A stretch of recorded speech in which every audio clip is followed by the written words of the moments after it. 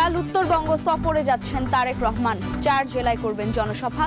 ঢাকায় নিজ আসনে জামায়াত আমিরের প্রচারণা। নির্বাচনী শৃঙ্খলা বিঘ্ন ঘটানোর অভিযোগ।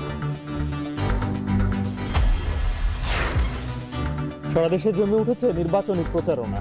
এলাকার উন্নয়নে নানা প্রতিশ্রুতি আর পাল্টাপাল্টি অভিযোগ।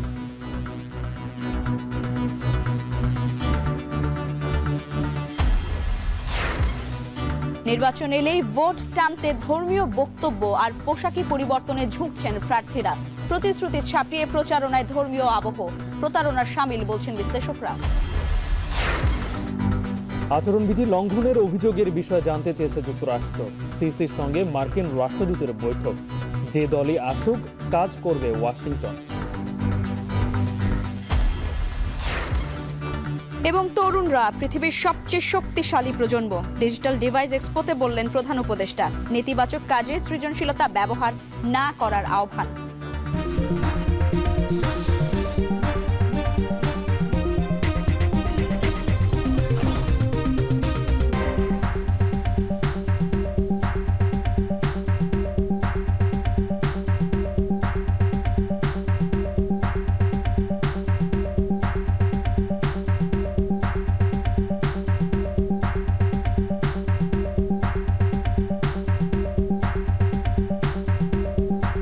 স্বাগত এখন দুপুরে। পুরো আয়োজন জুড়ে সঙ্গে আছে আমরা দুজন। আমি লাইবা জান্নাত, আমি গালিব ইবনে রিয়াজ। দীর্ঘ 19 বছর পর কাল বগুড়ায় যাচ্ছেন বিএনপির চেয়ারম্যান তারেক রহমান। তার আগমন উপলক্ষে জনসভা স্থল প্রস্তুতে ব্যস্ত নেতাকর্মীরা। বলছেন বগুড়া 6 আসন থেকে বিপুল ভোটে জয়ী করে তারেক রহমানকে প্রধানমন্ত্রী হিসেবে দেখতে চান তারা। আরও জানাচ্ছেন মাজিদুর রহমান। বগুড়া সন্তান বিএনপির চেয়ারম্যান তারেক রহমান লন্ডনে প্রধান উপদেষ্টা ডক্টর মোহাম্মদ ইউনূসের সাথে আলাপকালে তাকে বলেছিলেন নিজ এলাকা ফুলতলায় একটি পার্কের কথা। ঘরের ছেলের ঘরে ফেরা উপলক্ষে তার উদ্যোগে নির্মিত পার্ক আনন্দ সরোবরের পরিষ্কার পরিচ্ছন্নতার কাজ চলছে। 2006 সালে তৈরি হওয়া এই পার্কটি রাজনৈতিক কারণে এতদিন অবহেলিত ছিল, এখন ফিরেছে নতুন রূপে। জায়গাটা অনেক পরিষ্কার হয়েছে, পাশে স্কুল কলেজ আছে, বাচ্চারা এখানে খেলতে পারবে। বিশেষ করে বাচ্চার অভিভাবক যারা আছে তারা অনেকটা সময় এখানে ব্যয় করতে পারবে। এখন যতটা সুন্দর করা হয়েছে সুন্দরটাকে ধরে রাখতে হবে, প্রশাসনের দৃষ্টি রাখতে হবে, প্লাস আমরা যারা এলাকার আছি সবাই এটা সুনজর যেন আমরা নিজেরা পরিষ্কার রাখতে পারি। আমার স্কুল ছুটি হয়ে গেছে, এখন আমরা দৌড়াদৌড়ি করতেছি, খেলতেছি। এই জায়গাটা অনেক সুন্দর হয়েছে। শুধু পার্ক নয়, তারেক রহমানের উদ্যোগে নির্মিত রাস্তাঘাট সহ সকল অবকাঠামো সাজানো হচ্ছে নতুন সাজে। নেতাকর্মীরা অধীর আগ্রহে আছেন তাদের প্রিয় নেতা ও বগুড়া সন্তানকে বরণ করতে। এখন বগুড়ার মানুষ অত্যন্ত আনন্দিত, উচ্ছ্বাসিত এবং তারা অধীর আগ্রহে অপেক্ষা করছে তাদের প্রিয় নেতাকে এক নজর দেখার জন্য। তাকে স্বাগত জানানোর জন্য বিভিন্ন রকম প্রস্তুতি জেলা বিএনপির নেতৃত্বে সমস্ত অঙ্গদল এবং সাধারণ জনগণও তারা বিভিন্নভাবে প্রস্তুতি গ্রহণ করেছে। 19 বছর আগে দলের সিনিয়র মহাসচিব হিসেবে তারেক রহমান বগুড়ায় এসেছিলেন। প্রায় 2 দশক পর দলের শীর্ষ নেতা হয়ে আবারও আসছেন বগুড়ায়। তাকে স্বাগত জানাতে প্রস্তুত বগুড়াবাসী। নির্বাচনী আচরণবিধি মেনে সাজানো হয়েছে তার সফরের অনুষ্ঠান সূচি। দীর্ঘ 19 বছর পর তিনি যখন বগুড়ায় ফিরছেন, বগুড়াবাসীর প্রত্যাশা ঘরের সন্তান ঘরে ফিরে আসুক এবং বগুড়ার 50 লক্ষ মানুষের পক্ষ থেকে তাকে অভিনন্দন। আমরা আমাদের প্রিয় নেতা জনাব তারেক রহমানকে আগামী দিন বগুড়া থেকে বিজয়ী করে আমরা চাই তিনি সারা বাংলাদেশের নেতৃত্ব দিবে। বগুড়া 6 আসনে তারেক রহমান যে ভোট পাবে তা ইতিহাস সৃষ্টি করবে প্রত্যাশা বিএনপি নেতাদের। মাজিদুর রহমান, এখন বগুড়া। উত্তরবঙ্গ সফরে কাল যাচ্ছেন বিএনপি চেয়ারম্যান তারেক রহমান। রাজশাহী মাদ্রাসা ময়দানে জনসভায় বক্তব্য রাখবেন তিনি। এরপর নওগাঁ হয়ে রাত্রি যাপন করবেন বগুড়ায়। বিএনপি চেয়ারম্যানের এই সফর ঘিরে উচ্ছ্বসিত নেতাকর্মীরা। জনসভার প্রস্তুতি নিয়ে সংবাদ সম্মেলনে কথা বলছেন রাজশাহী জেলা বিএনপি। সরাসরি যুক্ত হচ্ছে। সকল ক্ষমতার শক্তি উৎস, সেই জন্য আমাদের নেতা ইতিমধ্যেই তিনি মায়েদের জন্য ফ্যামিলি কার্ড এবং বা মুরব্বী সকল জন্য স্বাস্থ্যের জন্য একটি আন্তর্জাতিক যুগোপযোগী যে চিকিৎসা পদ্ধতি, সেইটার জন্য তিনি হেলথ কার্ড এবং কৃষকদের জন্য কৃষি কার্ড। আপনারা জানেন যে শহীদ জিয়া বাংলাদেশের সর্ববৃহৎ প্রকল্প, এই বরেন্দ্র প্রকল্পের মধ্য দিয়ে রাজশাহী অঞ্চলকে সবুজ হয়েছে এবং ব্যাপক 4টি ফসলের রূপ লাভ করেছে। আমরা আশা করছি যে আগামী দিনে রাজশাহীর হচ্ছে আমাদের তরুণ সমাজ তাদের কর্মদক্ষতায় আইটি প্রজেক্টের মাধ্যমে তাদের এখানটায় তাদেরকে একটি ব্যাপক প্রশিক্ষণ উচ্চতর শিক্ষা দিয়ে বিদেশে প্রেরণ এবং নিজেরাই যেন ইনকাম করতে পারেন সেই জন্য নিউ জেনারেশনের কর্মসংস্থানের জন্য রাজশাহীকে ইনশাল্লাহ পৃথিবীর অন্যান্য যে সমস্ত শহর পার্শ্ববর্তী ভারতের হায়দ্রাবাদ এবং স্টকহোম এই সমস্ত শহরে যেগুলো আইটি হয়েছে সেই রকমভাবে রাজশাহীকে ইনশাল্লাহ আগামী দিনে গড়ে তোলা এবং 4টি specialised EPZ for foreigner for internal এবং এবং ইন্টারন্যাশনাল ইনভেস্টার এবং হচ্ছে বাংলাদেশি ইন্টারনাল ইনভেস্টার এবং সেই সঙ্গে সঙ্গে রাজশাহীর হারিয়ে যাওয়া রেশম শিল্পকে রেশম শিল্প নগরী করা এটা বিএনপির প্রজেক্ট। বিএনপির যে রাজশাহী মহানগরী গ্যাস লাইন যে নিয়ে এসেছিল এগুলো শিল্পের জন্যই। তো যাই হোক, যা কিছু উন্নয়ন সব কিছু আপনাদের সামনেই আছে। আমরা আশা করছি আগামী সমাবেশের মধ্যে দিয়ে আগামী জাতীয় সংসদ নির্বাচনে বাংলাদেশ জাতীয়তাবাদী দল 13 সংসদ নির্বাচনে অংশগ্রহণ করছে। আমাদের এই 4টি জেলায় আমাদের 13 জন প্রার্থী আছে, তাদেরকে তিনি সবার সামনে পরিচয় করায় দিবেন। সংবাদ সম্মেলনে কথা বলছিলেন জেলা বিএনপি রাজশাহীর, কারণ আগামীকালকে উত্তরবঙ্গ সফরে যাবেন বিএনপি চেয়ারম্যান তারেক রহমান। 11 দলীয় ঐক্যের নেতাকর্মীদের উপর হামলা চালানোর অভিযোগ করেছেন জামায়াত আমির ডাক্তার শফিকুর রহমান। বৃহস্পতিবার নিজ নির্বাচনী আসন ঢাকা 15-তে গণসংযোগ করেছেন তিনি। এ সময় শিক্ষা খাতে সংস্কারের প্রতিশ্রুতি ও নেতাকর্মীদের নিরাপত্তা নিয়ে শঙ্কা জানান। ফরহাদ বিন নূর জানাচ্ছেন আরো। বুধবার নিজ নির্বাচনী এলাকা ঢাকা 15-তে গণসংযোগ করেছেন জামায়াতের আমির ডাক্তার শফিকুর রহমান। পথে ভোটারদের সাথে কুশল বিনিময়কালে বহুতল ভবন থেকেও অনেকে হাত নেড়ে সাড়া দেন। এদিন সকালে উত্তর কাফরুল হাই স্কুল থেকে প্রচারণা শুরু করেন ডাক্তার শফিকুর রহমান। এ সময় তিনি বলেন, দেশের শিক্ষা খাতকে নতুন করে ঢেলে সাজানো হবে। আল্লাহ তাআলা আমাদেরকে সুযোগ দিলে আমরা আগেই বলেছি শিক্ষা প্রথম, শিক্ষা দ্বিতীয়, শিক্ষা তৃতীয়, এটাই আমাদের প্রায়োরিটি। এরপরে অন্যগুলাতে হাত দেব। এখানে 2টা জিনিস আমরা চেষ্টা করব এসার্ট করার, একটা মোরাল এডুকেশন আর একটা হচ্ছে প্রফেশনাল এডুকেশন। আমাদের দেশে এই 2টারই এখন দারুণ অভাব।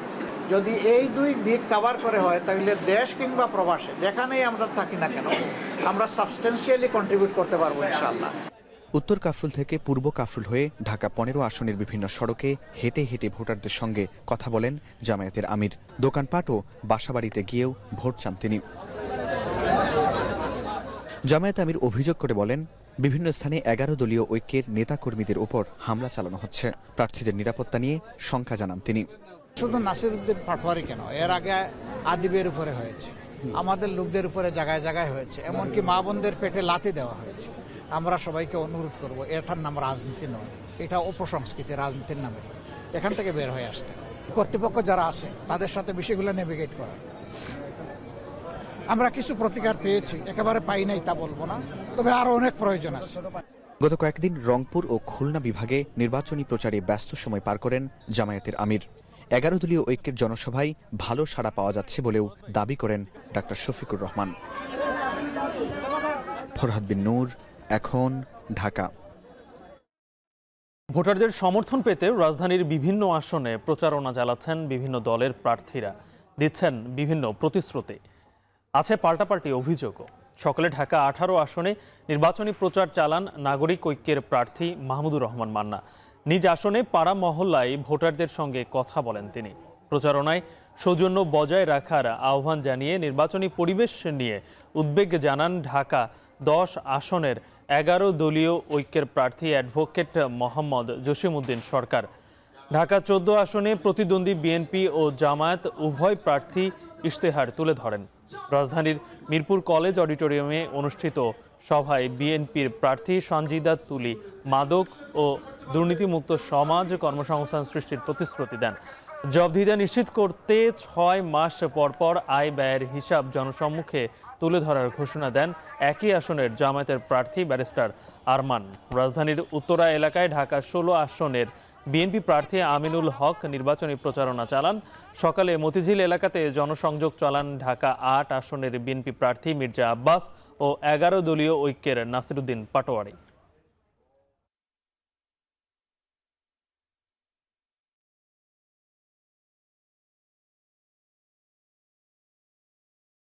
নির্বাচনী প্রচারণায় বিভিন্ন প্রতিশ্রুতি দিয়ে ভোটারদের কাছে যাচ্ছেন প্রার্থীরা। এই মুহূর্তে ঢাকা ৮ আসনের বিভিন্ন এলাকায় প্রচার চালাচ্ছেন বিএনপি প্রার্থী মির্জা আব্বাস। এই মুহূর্তে সেখানে আছেন তানজিলা খান মিম, সরাসরি যুক্ত হচ্ছে। এই মিম, জানাবেন যে ঢাকা ৮ আসনের প্রচারণা কেমন দেখছেন, এবং বিশেষ করে গতকালকে একটা ঘটনাও ঘটেছিল ঢাকা ৮ আসনে। এখন পরিস্থিতি কেমন দেখছেন? দুই প্রার্থী কি প্রচারণা চালাচ্ছেন কিনা?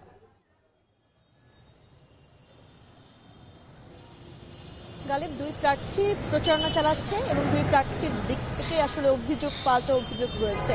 মতিঝিল থেকে আজ গণসংযোগ শুরু করেছে ঢাকা ৮ আসনের বিএনপি মনোনীত প্রার্থী মির্জা আব্বাস, এবং মতিঝিল থেকে তারপর আসলে সেই মিছিলটি প্রেস ক্লাব হয়ে নয়াপল্টনের দিকে গিয়েছে। আমরা এই মুহূর্তে নয়াপল্টনে রয়েছি, কিছুক্ষণ আগেই মিছিলটি এখান থেকে অতিক্রম করে নয়াপল্টনের দিকে গিয়েছে। এবং মির্জা আব্বাস কিন্তু তার আগে যখন মতিঝিল থেকে তার এই মিছিলটি শুরু হয় তখনই গণমাধ্যমের কথা বলেছে, এবং তিনি বলেছেন যে আপনি আসলে যে বিষয়টি জানতে চাচ্ছিলেন যে গতকালকের যে ঘটনাটি ঘটেছে ঢাকা আসনে 11 দলীয় ঐক্যের এবং এনসিপি মনোনীত প্রার্থী নাসিরউদ্দিন পাটোয়ারির উপরে ডিম নিক্ষেপ করা হয়েছে এবং তিনি আহত হয়েছেন বলে তিনি অভিযোগ করেছেন, এবং তিনি সেখানেও ধারণা করেছেন এই কাজটি তার ঢাকা ৮ আসনেরই প্রতিদ্বন্দ্বী মির্জা আব্বাস কিংবা তার কর্মী সমর্থকরাই তার প্রতি এই কাজটি তার উপরে ডিম নিক্ষেপ করেছে। তো সেই জায়গা থেকে সেই অভিযোগটি পুরোপুরি অস্বীকার করেছেন মির্জা আব্বাস, এবং তিনি বলেছেন যে আসলে তার যে বিজয় ঢাকা ৮ আসন যে মির্জা আব্বাসকে ভরসা করে সে বিজয় তার সুনিশ্চিত, এবং বিজয়ের দ্বার প্রান্তেই পুরো বিএনপি রয়েছে, এবং তিনি পুরো দেশের একটি দলই আসলে মানুষ ভরসা করে, সে দলটি হচ্ছে বিএনপি বলে তিনি কিন্তু গণমাধ্যমে জানিয়েছেন। এবং তিনি তার যে প্রতিদ্বন্দ্বী রয়েছে নাসিরউদ্দিন পাটোয়ারি, সেখানে তাকে কিন্তু বলেছে আজকের যে তার মিছিল, যে বড় বৃহৎ মিছিলটি নিয়ে তিনি এগিয়ে চলছেন, সেই মিছিলটি দেখে তাকে শিক্ষা নিতে। অপরদিকে নাসিরউদ্দিন পাটোয়ারি কিন্তু গণমাধ্যমে সকালবেলায় কমলাপুরে কথা বলেছেন, তার যখন জনসংযোগ তিনি চালাচ্ছিলেন তখন আমরা কথা বলেছি তার সঙ্গে। তিনি বলেছেন যে তিনি ঢাকা ৮ আসনে তার নিজের জীবনের ঝুঁকি নিয়ে দাঁড়িয়েছে, এবং ঢাকা ৮ আসনে এত চাঁদাবাজ এবং সন্ত্রাস রয়েছে, এবং তিনি সেগুলো নির্মূল করার জন্য সেগুলোর বিরুদ্ধে গিয়ে কথা বলছেন প্রতিনিয়ত। এজন্যই তাকে দমানোর জন্য কিন্তু তার যে প্রতিদ্বন্দ্বীর কর্মী সমর্থকরা রয়েছেন তাকে আসলে একদমই হিংসা করে কিংবা তার প্রতি ক্রোধ থেকে তার উপর বারবার আক্রমণ করার চেষ্টা করছে। আসলে এই অভিযোগ পাল্টা অভিযোগ দুই পক্ষেরই বরাবরই আমরা আজকে সকাল থেকে শুনতে পেয়েছি। গালিব, এই ছিল এখন পর্যন্ত ঢাকা ৮ আসন থেকে আমার কাছে সর্বশেষ। ত্রয়োদশ জাতীয় সংসদ নির্বাচনের প্রচারণার খবর ঢাকা ৮ আসন থেকে জানাচ্ছিলেন তানজিলা খান মিম। নির্বাচনী প্রচারণার সপ্তম দিনে ভোটারদের মন জয় মরিয়া সংসদ সদস্য প্রার্থীরা। তবে সব প্রার্থীর দাবি নির্বাচনী প্রচারণায় প্রার্থীরা যেন সংযত আচরণ করেন। পাড়া মহল্লা, চায়ের আড্ডা আর বাড়ি বাড়ি গিয়ে ভোট চাইছেন প্রার্থীরা। ভোটারদের সঙ্গে কুশল বিনিময় পাশাপাশি জানাচ্ছেন উন্নয়ন আর পরিবর্তনের নানা আশ্বাস। বিস্তারিত থাকছে প্রতিবেদনে।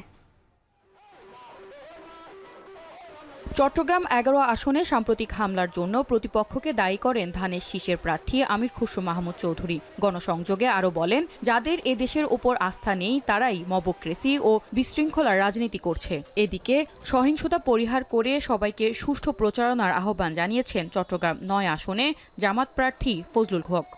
যারা জনগণের উপর আস্থা নেই, জনগণেরও তাদের উপর আস্থা নেই, সুতরাং তাদের রাজনীতি ভিন্ন পথে চলে।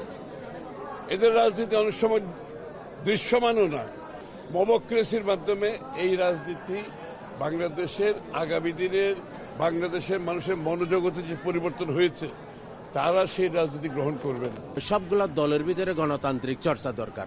এই পেশি শক্তি নির্ভর রাজনীতি, সেটা আমরা তো মনে করছি যে 24-এর 36 জুলাইতে আমরা বিদায় দিছি, কিন্তু একটি দলের মধ্যে আমরা এখনো সেই ধরনের মানসিকতা দেখতে পাই, এবং তারা বিভিন্ন জায়গায় আমাদের মহিলাদের পর্যন্ত হামলা করতেছে, এবং আমাদের যারা বিভিন্ন জায়গায় যায় তাদেরকে হামলা করতেছে। এটা অত্যন্ত নিন্দনীয় এবং এটা জাতির জন্য শুভ আনবে না।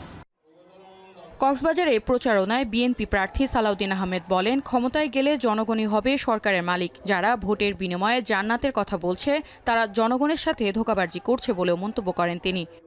জনগণের ব্যাপক সমর্থনের মধ্য দিয়ে, জাতীয় ঐক্য সৃষ্টির মধ্য দিয়ে বাংলাদেশ জাতীয়তাবাদী দল বিএনপি এমন একটি সরকার ব্যবস্থা পরিচালনা করবে যে সরকারের মালিক হবে সকল জনগণ। খুলনা ৫ আসনে গণসংযোগ করেছেন জামাত প্রার্থী মিয়া গোলাম পরোয়ার। অভিযোগ করেন জামাতের বিরুদ্ধে বিভিন্ন জায়গায় অপপ্রচার চালানো হচ্ছে। এদিকে খুলনা ২ আসনে বিএনপি প্রার্থী নজরুল ইসলাম মঞ্জু সন্ত্রাস মুক্ত নগরী গড়ার প্রতিশ্রুতি দেন ভোটারদের। আপনি চিন্তা করেন, ক্ষমতায় যাওয়ার আগে যারা এখন মাদের ভূমিদের হুমকি দেয়, ক্ষমতায় গেলে তারা কি করবে? আমরা কি কোনো জান্নাতের টিকিট বিক্রি করেছি? আর জান্নাতের টিকিট কি কোনো মানুষ দিতে পারে? মহান আল্লাহর সন্তুষ্টি আর নবীর সাফায়াত ছাড়া কেউ জান্নাতে যেতে পারবে না। বরিশালের বাবুগঞ্জে প্রচারণায় এবি পার্টির সাধারণ সম্পাদক বলেন, রাজনৈতিক প্রতিযোগিতা যেন সহিংসতায় রূপ না নেয় সে বিষয়ে সবাইকে দায়িত্বশীল হতে হবে। এ সময় নিজ দলের নেতাকর্মীদের হুমকি দেয়া হচ্ছে বলেও অভিযোগ করেন তিনি। বিএনপির নেতৃবৃন্দকে এবং জামাত সহ সকল নেতৃবৃন্দকে, তার নেতাকর্মীদেরকে এই জায়গাগুলোতে আচরণের ব্যাপারে সিরিয়াসলি সংযত আচরণের জন্য বারবার বলতে হবে। দিনাজপুর ৬ আসনে গণসংযোগে ডাক্তার জাহিদ বলেন, তৃণমূলে ধানের শীষের পক্ষে গণজোয়ার সৃষ্টি হয়েছে। মা বোনদের মধ্যে যে উৎসাহ উদ্দীপনা, মুরব্বীদের মধ্যে এবং তরুণ ভোটারদের মধ্যে এটি উল্লেখ করার মধ্যে, এবং আপনারা নিজেরাও দেখতে পাচ্ছেন। কাজে এই উপস্থিতি প্রমাণ করে ইনশাআল্লাহ আগামী ১২ তারিখে যে জাতীয় নির্বাচন হবে সেই নির্বাচনে ধানের শীষ এই অঞ্চল থেকে বিপুলভাবে জনসমর্থন নিয়ে দেশ সেবা করার সুযোগ পাবে বলে আমি অত্যন্ত আশাবাদী। এই এলাকার উন্নয়নে বিজয়। এদিকে চুয়াডাঙ্গায় সুশাসনের জন্য নাগরিকের উদ্যোগে অনুষ্ঠিত হয়েছে জনগণের মুখোমুখি সংলাপ। এতে এক মঞ্চে উপস্থিত থেকে ভোটারদের বিভিন্ন প্রশ্নের উত্তর দেন চুয়াডাঙ্গা ১ আসনের বিএনপি, জামাত, ইসলামী আন্দোলনের প্রতিদ্বন্দ্বী প্রার্থীরা। একটা প্রপোজাল যেভাবে আছেন সেটা তো সুরাইয়া আক্তার, এখন। নির্বাচিত হোক। এটা নির্বাচনের মাঠে কেউ বাড়াবাড়ি করছে কিনা ইসির কাছে জানতে চেয়েছেন মার্কিন রাষ্ট্রদূত ব্রেইন টি ক্রিস্টেনসেন। পাশাপাশি আচরণবিধি লঙ্ঘনের যেসব অভিযোগ এসেছে সে বিষয়ে কমিশন কি পদক্ষেপ নিচ্ছে সে বিষয়েও জানতে চান তিনি। সিসির সাথে বৈঠকের পর মার্কিন রাষ্ট্রদূত বলেন যে দলই ক্ষমতায় আসবে তার সঙ্গে কাজ করতে প্রস্তুত যুক্তরাষ্ট্র। আরও জানাচ্ছেন বেলায়েত হোসেন। ঢাকার দূতাবাসে নিয়োগ পাওয়ার পর প্রথমবারের মতো নির্বাচন কমিশনে মার্কিন রাষ্ট্রদূত ব্রেন টি ক্রিস্টেনসেন বুধবার বেলা 11:15টার দিকে দূতাবাসের 2 সদস্যকে নিয়ে প্রবেশ করেন সিইসির কক্ষে। আলোচনায় বসেন আসন্ন নির্বাচন নিয়ে। প্রায় ঘণ্টাব্যাপী বৈঠক শেষে গণমাধ্যমের সঙ্গে কথা বলেন মার্কিন রাষ্ট্রদূত। জানান, আগামী নির্বাচন নিয়ে খুবই উচ্ছ্বসিত যুক্তরাষ্ট্র।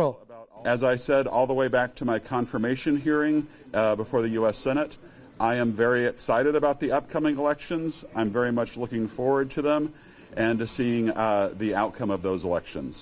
এই নির্বাচনে যুক্তরাষ্ট্র কোনো দলের পক্ষ নেবে না জানিয়ে ব্রেন টি ক্রিস্টেনসেন বলেন, নির্বাচিত যে কোনো সরকারের সাথে কাজ করতে প্রস্তুত যুক্তরাষ্ট্র। The United States government does not take sides in Bangladesh's elections. The outcome of the election is for the Bangladeshi people and only the Bangladeshi people to decide. We are prepared to work with any government. পরে EC সচিব জানান, আচরণবিধি নিয়ে যেসব অভিযোগ এসেছে সেগুলোর বিষয়েও জানতে চেয়েছেন মার্কিন রাষ্ট্রদূত। নির্বাচনের মাঠে আইন শৃঙ্খলা বাহিনী অতিরিক্ত কিছু করছে কিনা সে ব্যাপারেও জানতে চেয়েছেন ঢাকায় নিযুক্ত এই মার্কিন কূটনীতিক। প্রাথমিকভাবে এই খবরগুলো আসে স্থানীয়ভাবে। আমাদের এখানে যদি আসে এমন কোনো এরকম কথা হয় আমাদের নলেজে নাই।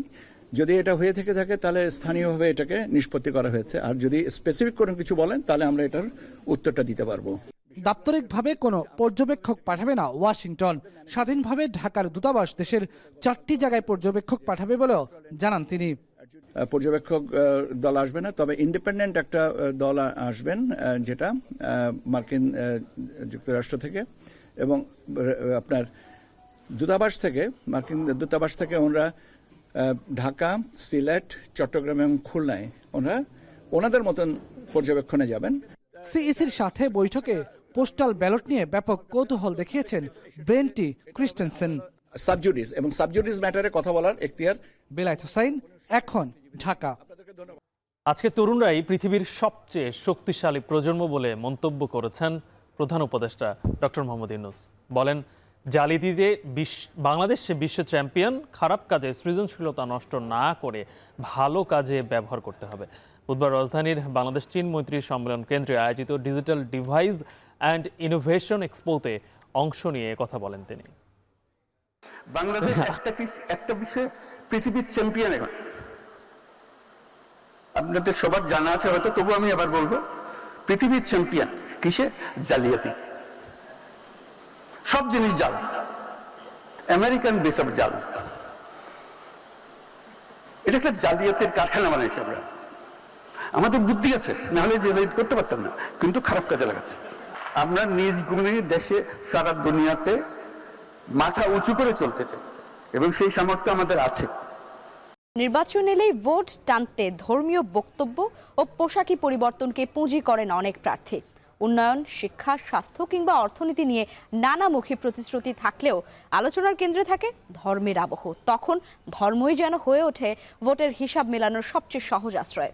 শুধু ভোটের স্বার্থে ধর্মের ব্যবহার মানুষের সঙ্গে প্রতারণার শামিল বলে মত রাজনৈতিক বিশ্লেষকদের। ফরহাদ বিন নূরের প্রতিবেদন। এদের এইসব শেরিকের জন্য আল্লাহ সতর্ক বার্তা দিচ্ছে আমাদেরকে। তাহলে ঢাকা শহরে কিছুদিন আগে ভূমিকম্প হলো না কয়েকবার।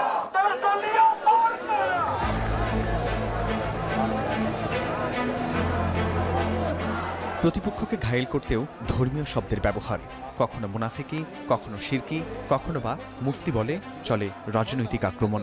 বিলেত থেকে মুফতি ফতোয়া দিয়ে দিচ্ছেন যে কিডা মুশরিক আর কিডা কাফের। শুধু তাই নয়, নির্বাচন এলেই রাজনীতির অঙ্গনে শুরু হয় ধার্মিকতা প্রদর্শনের হুড়োহুড়ি।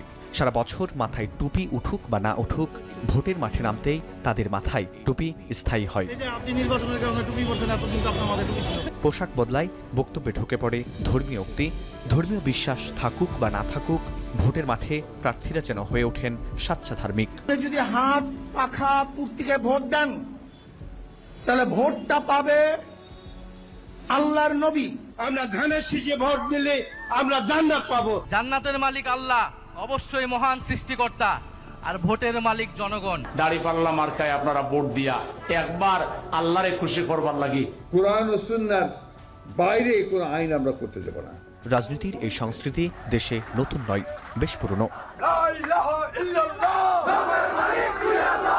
ধর্মনিরপেক্ষতার বুলি আওড়ানো আওয়ামী লীগ 1996 থেকেই নির্বাচনী পোস্টারের উপরে আল্লাহু আকবার বা আল্লাহ সর্বশক্তিমান শব্দের ব্যবহার করে। দলীয় প্রধানের মাথায় ওঠে পট্টি, হাতে তসবিহ। মদিনা সনদ এবং বিজয় হজে বলে গেছেন, ঠিক সেইভাবে এই দেশ চলবে। বিশ্ব যখন তথ্য প্রযুক্তি আর উদ্ভাবনে এগিয়ে যাচ্ছে, তখন বাংলাদেশের ভোটের মাঠে ধর্মই যেন হয়ে উঠেছে মুখ্য ইস্যু। উন্নয়ন, শিক্ষা, স্বাস্থ্য কিংবা অর্থনীতির প্রতিশ্রুতি থাকলেও আলোচনার কেন্দ্রে ঘুরে ফিরে আসে ধর্ম। যারা লিবারাল ডেমোক্রেসি প্র্যাকটিস করে তারাও বলে যে আমরা শারিয়া আইন লাগবো, কারণ এবং তারাও টুপি পরে, তারাও তসবিহ হাতে নেয়, তারা তখন ধর্মটাকে ব্যবহার করে। তবে ধর্মের এই ব্যবহারকে পুরোপুরি অস্বাভাবিক মনে করেন না রাষ্ট্রচিন্তক কবি ফরহাদ মোছার। যে কোনো রাষ্ট্র গঠনে, যে কোনো জীবনের যে কোনো সিদ্ধান্তের ক্ষেত্রে ধর্ম তো থাকবে। যারা করছে আমি যে তাদেরকে তো সব গানে করবো, ও তো আপনি যে নিয়ম তৈরি করছে সে নিয়মের মধ্যে সে খেলছে, আপনি নিয়মটা বদলান না। বর্তমান প্রেক্ষাপটে দুর্নীতি দমন, নিরাপত্তা নিশ্চিত করা, শিক্ষা ও স্বাস্থ্য খাতের উন্নয়ন এবং প্রযুক্তিতে অগ্রগতির বিষয়গুলোই ভোটের মাঠে প্রধান আলোচ্য হওয়া উচিত বলে মনে করেন রাজনৈতিক বিশ্লেষকরা। ফরহাদ বিন নূর, এখন, ঢাকা। সারা দেশে নির্বাচনের সময় যত ঘনিয়ে আসছে ততই প্রচার প্রচারণার ক্ষেত্রে বাড়ছে প্রার্থীদের ব্যস্ততা। আর প্রচার প্রচারণার খবর জানাতে এই মুহূর্তে সিলেট 3 আসনের কামাল বাজার এলাকা থেকে যুক্ত হচ্ছেন গোলজার আহমেদ। গোলজার, কোন প্রার্থী এখন প্রচার প্রচারণা করছেন, কি অবস্থা দেখছেন জানান আমাদের।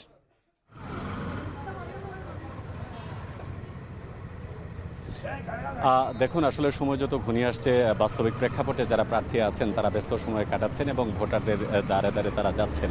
এবং আমরা দেখেছি সকাল থেকে রাত অবধি পর্যন্ত প্রার্থীরা আসলে ব্যস্ত সময় তারা অতিবাহিত করছেন। এবং আমরা যদি দেখাই যে কামাল বাজারে একাধিক প্রার্থী আসলে এই মুহূর্তে তারা প্রচারণায় বসছেন। এই মুহূর্তে সিলেট যে 3 আসন, 3 আসনের বিএনপির প্রার্থী যিনি আছেন তিনি এই মুহূর্তে প্রচারণা চালাচ্ছেন। এবং আমরা দেখেছি যে সকাল থেকেই মূলত বিভিন্ন জায়গায় যে সকল প্রার্থীরা আছেন তারা প্রার্থীরা কিন্তু এই জায়গায় গিয়ে জনসাধারণ যারা আছেন তাদের কাছে তাদের বার্তাটা পৌঁছাচ্ছেন। এবং সেই বার্তা পৌঁছানোর প্রেক্ষাপটে একটাই জিনিস তারা বলতেছেন যে যেহেতু জাতীয় নির্বাচন 12 তারিখ অনুষ্ঠিত হবে, এই ক্ষেত্রে আসলে নির্বাচন প্রেক্ষাপটে যে দল বা ব্যক্তি যিনি এলাকার উন্নয়নে তিনি কাজ করতে পারবেন, সেই এলাকার বা উন্নয়নের কথা তুলে ধরেই কিন্তু তারা এটি ব্যবহার করছেন। এবং আমরা দেখেছি এই জায়গায় বিএনপির প্রার্থী সহ অন্যান্য যে সকল প্রার্থী আছেন স্বতন্ত্র প্রার্থী সহ সবাই মোটামুটি আসলে ব্যস্ত প্রচারণায় রয়েছেন। তো এই ছিল আমার কাছে সর্বশেষ তথ্য।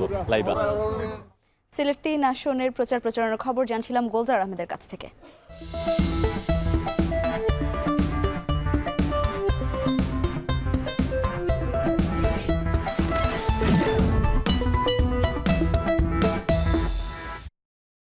প্রাকৃতিক সৌন্দর্য আর গ্যাস বিদ্যুতে সমৃদ্ধশালী জেলা হয়েও বারবার ক্ষমতার পালা বদলেও ভাগ্য বদলায়নি ভোলার নারী ভোটারদের। নির্বাচন ঘিরে এবার বদলের প্রত্যাশায় এই জেলার নারীরা। নিরাপদ জীবন, সহিংসতা মুক্ত পরিবেশ আর কর্মসংস্থান নিশ্চিত করতে উন্নয়নমুখী নেতৃত্ব চান তারা। ইমতিয়াজুর রহমানের প্রতিবেদন, ছবি তুলেছেন অঙ্কুর রায়। দ্বীপ জেলা ভোলায় ভোটের মাঠে এখন বড় শক্তি নারী ভোটাররা। জেলার ৪টি সংসদীয় আসনে মোট ভোটার সংখ্যা ১৬,৯২,৬৮৮ জন, যার মধ্যে নারী ভোটার ৮,১২,৭৭৫ জন। জেলায় গড়ে উঠেছে নারী উদ্যোক্তাদের নতুন প্রজন্ম। সহজ শর্তের ঋণ ও প্রশিক্ষণের অভাবে অনেক উদ্যোগ থেমে যাচ্ছে। আর নারী শিক্ষার্থীরা বলছেন নিরাপদ শিক্ষা পরিবেশ ও ভোলাতেই কর্মসংস্থানের সুযোগ। বিনা সুদের ঋণটা পাই, যাতে আমরা ক্ষুদ্র উদ্যোক্তা যারা আছি বা নতুন যারা শুরু করেছি তাদের কার্যক্রম যেন সহজতর হয়। নারীদের সেফটি জিনিসটা একটু ভালোভাবে এটা নজর দেওয়া হোক। ভোলায় পারিবারিক ও সামাজিক সহিংসতার শিকার নারীর সংখ্যাও উদ্বেগজনক। অনেক নারী আইনের আশ্রয় নিলেও বিচার পেতে দেরি হয়। কেউ কেউ পান না কাঙ্ক্ষিত ন্যায় বিচার। কর্মক্ষেত্রে যাতে তারা সুযোগ সুবিধা পায়। নির্যাতনের শিকার যে নারী যারা আসেন তাদেরকে তারা এমনভাবে আনে যে তারা অফিস পর্যন্ত আনার যে ব্যয়টা তারাও যদি সেখানে সহযোগিতাটা করে, আর আইনের যে লিগ্যাল এডের আইনজীবী যারা রাখে তারাও যেন তাদেরকে সঠিক সময়টা দেয়। বিচ্ছিন্ন দ্বীপ জেলা হলেও ভোটের সিদ্ধান্তে পিছিয়ে নেই ভোলার নারীরা। নিরাপদ জীবন আর সম্মানের রাজনীতি, এই প্রত্যাশা নিয়েই তারা তাকিয়ে আছে নতুন সরকারের দিকে। ইমতিয়াজুর রহমান, এখন ভোলা। এবার একটু আন্তর্জাতিক প্রসঙ্গ নিয়ে আলাপ করতে চাই এবং সেখানে একটি দুঃখজনক ঘটনা। ভারতে বিমান বিধ্বস্ত হয়ে মারা গেছেন মহারাষ্ট্রের উপমুখ্যমন্ত্রী অজিত পাওয়ার এবং সেখানে তিনি নিরাপত্তা কর্মী সহ এবং সঙ্গে পাইলটও ছিলেন, 4 জনই নিহত হয়েছেন এবং বলা হচ্ছে যে জেলা পরিষদ নির্বাচনের গণসংযোগ চালাতে তিনি মুম্বাই যাচ্ছিলেন। এই যাওয়ার পথেই আসলে এই বিমান দুর্ঘটনা হয়। আর গালিব 66 বছর বয়সী রাজনীতিবিদ তিনি, আমরা দেখেছি যে ভারতের একটি রাজনৈতিক দল এনসিপির যিনি প্রতিষ্ঠাতা শারদ পাওয়ার তার ভাগ্নে তিনি, এবং এই ঘটনায় খোদ প্রধানমন্ত্রী নরেন্দ্র মোদীও শোক জানিয়েছেন। আমাদের সহকর্মী তানভীর জন একটি প্রতিবেদন বানিয়েছেন, চলুন দেখে আসি। বুধবার স্থানীয় সময় সকাল 8টার দিকে মুম্বাই থেকে বারামতির উদ্দেশ্যে রওনা হয় মহারাষ্ট্রের উপমুখ্যমন্ত্রী অজিত পাওয়ারকে বহনকারী ছোট বিমানটি। নিরাপত্তাকর্মী ও পাইলট সহ এতে আরোহী ছিলেন 5 জন। জেলা পরিষদ নির্বাচন ঘিরে 4টি জনসভায় যোগ দিতে বারামতি যাচ্ছিলেন অজিত পাওয়ার। মাঝারি আকারের লিয়ারজেট 45 বিমানটি উড্ডয়নের 45 মিনিট পরই মহারাষ্ট্রের বারামতি বিমানবন্দরের কাছে বিধ্বস্ত হয়। ঘটনাস্থলেই প্রাণ হারান উপমুখ্যমন্ত্রী অজিত পাওয়ার। ভাড়া করা বিমানটিতে থাকা 5 আরোহীর সবাই মারা গেছেন বলে নিশ্চিত করেছে ভারতের বেসামরিক বিমান চলাচল কর্তৃপক্ষ।